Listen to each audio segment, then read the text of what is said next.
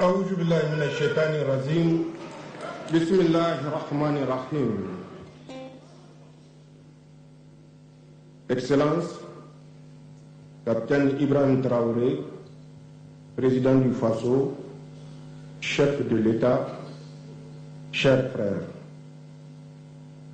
Excellence, Général d'armée Assimi Goïta, président de la transition, chef d'État de la République du Mali, président de la Confédération des États du Sahel, chers frères. Monsieur le Premier ministre du Mali, Excellence, Monsieur l'ancien président de la République du Mali, Monsieur le Président du Conseil national de la transition du Mali, Mesdames et Messieurs, les ministres des pays membres de la Confédération des États du Sahel, Mesdames et Messieurs, les membres des délégations présentes à la deuxième session du Collège des chefs d'État de la Confédération des États du Sahel, Mesdames et Messieurs, les ambassadeurs, honorables invités, distingués participants, Mesdames et Messieurs, je tiens, au nom de la délégation qui m'accompagne, à exprimer au gouvernement et au peuple malien mes vifs et sincères remerciements ainsi que ma profonde gratitude pour l'accueil fraternel et la généreuse hospitalité typiquement sahélienne dont nous sommes l'objet depuis notre arrivée dans cette belle ville de Bamako.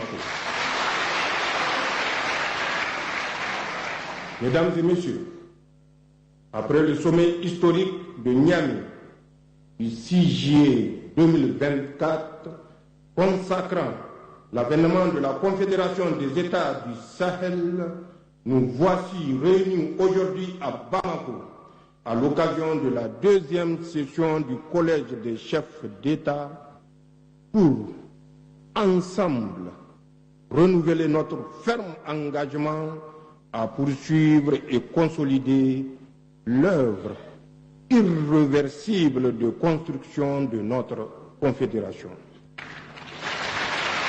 Mesdames et Messieurs, cette session qui intervient dans un contexte mondial en pleine effervescence, marqué par des défis complexes et multiformes, est l'occasion, d'une part, de rappeler les enjeux de l'heure et les défis auxquels nous faisons face pour ainsi mieux comprendre le sens de notre combat commun et raffermir la détermination des peuples de la Confédération AES à se battre victorieusement pour leur dignité et leur développement. D'autre part, de mesurer le chemin parcouru depuis un peu plus d'1 an par notre Confédération, en dépit de toutes les adversités internes et externes auxquelles nous faisons face. Elle est enfin l'occasion d'envisager collectivement les perspectives qui sont les nôtres pour plus de progrès dans l'opérationnalisation de notre confédération et afin de répondre aux aspirations légitimes de nos populations. Mesdames et Messieurs, depuis le 18 août 2020 au Mali, le 30 septembre 2022 au Burkina Faso et le 26 juillet 2023 au Niger, nos 3 pays ont décidé individuellement puis collectivement avec la création de l'Alliance des États du Sahel du 16 septembre 2023, transformée en confédération le 6 juillet 2024, de prendre leur destin en main. Cette décision, nous l'avions prise en toute responsabilité et en pleine connaissance des enjeux et des défis qu'elle comporte, ainsi que de toutes les conséquences qui y sont potentiellement attachées. Il s'agit donc d'un choix souverain, assumé dans l'intérêt supérieur de nos pays pour l'histoire et pour l'avenir. En effet, après plus d'une décennie de massacres de nos innocentes populations, dans l'indifférence totale des uns et la complicité active des autres, nous ne pouvions continuer à tolérer la permanence du système de prédation inefficace et corrompu mis en place dans nos pays. D'autant plus qu'aucune perspective de sortie de crise n'était en vue. Pire, les indices concordants accréditaient la thèse que le système en place n'avait pas la solution à notre problème sécuritaire. Il était plutôt une importante partie problème. Mesdames et messieurs, face à cette situation, nous avons clairement compris les enjeux qui menacent jusqu'à la survie même de nos peuples. En premier lieu, cette situation a été créée pour favoriser l'exploitation de nos ressources et entraver les aspirations légitimes de nos peuples à une vie meilleure, au progrès et au développement. En effet, c'est l'exploitation néocolonialiste de nos ressources qui explique en grande partie la situation de pauvreté de nos populations. Nous ne pouvions plus accepter de laisser nos pays dominés par ceux qui veulent nous maintenir dans la pauvreté, tout en faisant semblant de nous aider et exiger de nous gratitude et reconnaissance. En second lieu, cette situation a créé un état d'esprit et une mentalité d'assister et de complexer chez beaucoup de dirigeants et élites africaines. De ce fait, des contrats léonins ont été imposés à nos pays et un réseau complexe d'influence et de contrôle a été mis en place pour contrôler nos sociétés. C'est cette même mise multiforme qui explique le comportement de certains ressortissants de l'AES et des Africains complexés qui nous combattent au lieu de défendre leur peuple meurtri, pillé et humilié. C'est cette même mise qui explique tous ces contrats inégaux qui leur permettent de piller nos pays. Et cette même mise qui explique que des dirigeants africains soient convoqués dans une multitude de réunions inutiles, coûteuses et inefficaces. Mesdames et messieurs, ce que nous avons fait, tous et ensemble, dans nos pays respectifs et collectivement au sein de notre confédération, c'est simplement en toute responsabilité et souveraineté de mettre fin à ce système et d'assurer désormais les intérêts supérieurs de nos peuples. Nous avons ainsi mis fin à la présence dans nos pays de toutes les forces d'occupation et de prédation pour assumer notre sécurité par et pour nous-mêmes. Et là parce que l'expérience vécue a forgé notre conviction que personne ne le fera à notre place. Ce que nous avons fait, c'est d'assumer notre souveraineté pleine et entière. Aucun pays, aucune organisation internationale et aucun groupe d'intérêt ne décidera encore pour nos pays, Inch'Allah. Désormais, les décisions qui concernent nos peuples se prennent à Ouagadougou, à Bamako, à Niamey, sur le territoire confédéral, par les autorités de la Confédération et pour les citoyens de la Confédération et nulle part ailleurs. C'est le plus grand héritage que nous puissions léguer aux générations futures et que nous devrons tous garder jalousement. Notre conviction est qu'il n'y a pas de progrès, il n'y a pas de développement sans indépendance véritable, sans souveraineté pleine et entière. Il n'y a pas de précédent historique d'un pays sous domination qui a réussi à se développer. Seuls des États véritablement souverains élaborent des politiques publiques à même d'impulser le progrès et le développement. Ce que nous avons fait, c'est de mettre un terme à tous les contrats léonins et engagements biaisés qui ne font que dans le sens des intérêts de nos États et de nos populations. Désormais, les seuls contrats que nous motivent sont ceux qui préservent les intérêts de nos pays. Mesdames et messieurs, vous comprenez bien que dans ces conditions, nous ne pouvons que nous attendre à l'adversité de ceux qui, par le passé, décidaient pour nos pays, de ceux qui ont pillé nos ressources, ainsi que de tous ceux qui profitent de cette situation, citoyens africains ou personnes étrangères à notre espace. C'est ainsi qu'il faut expliquer leur acharnement à nous combattre et leur détermination à briser notre élan pour nous soumettre.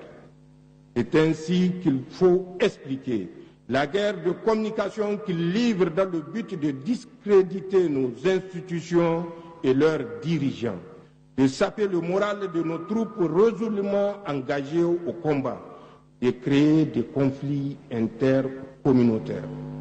C'est ainsi qu'il faut enfin comprendre les tentatives d'isoler telle ou telle localité, de couper l'approvisionnement de telle autre entité, de saboter ou détruire les installations économiques de nos pays.